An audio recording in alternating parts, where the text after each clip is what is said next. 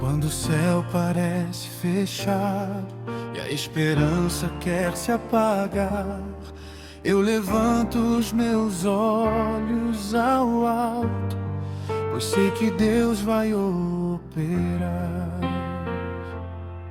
Mesmo em meio ao deserto, tua promessa não falhará. A semente que foi plantada no tempo certo florescerá. Posso ouvir o som do teu agir, posso sentir tua mão sobre mim. O impossível começa a acontecer quando eu escolho crer.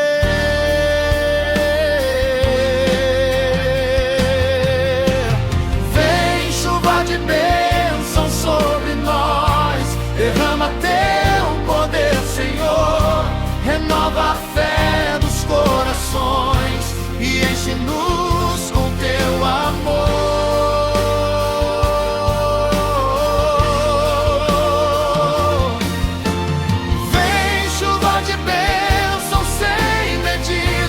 Sobre a minha casa e meu viver, abre as janelas do céu e faz teus milagres acontecer.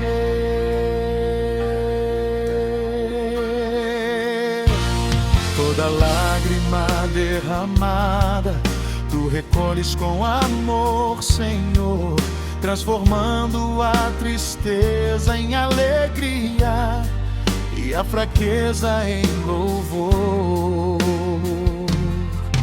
Tuas promessas são eternas, tua palavra nunca falhou. Quem confia em teu nome santo jamais será abandonado, Senhor. Chove bênção, chove vida, chove cura e restauração, chove paz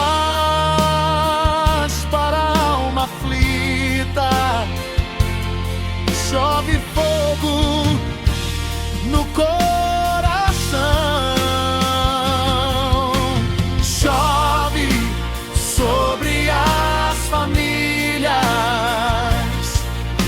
chove sobre esta nação, que a tua glória seja vista como chuva de bênção sobre o chão. Vem chuva de bênção sobre nós, derrama teu poder, Senhor, renova a fé dos corações e enche-nos com teu amor.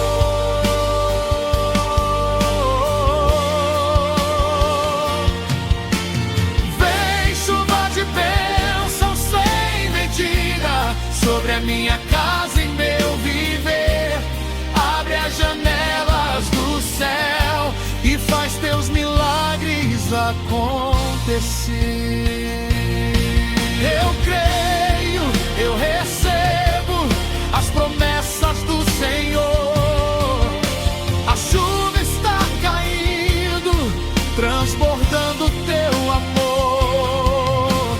Chuva de bênçãos, chuva de poder, Deus está derramando graça sobre você.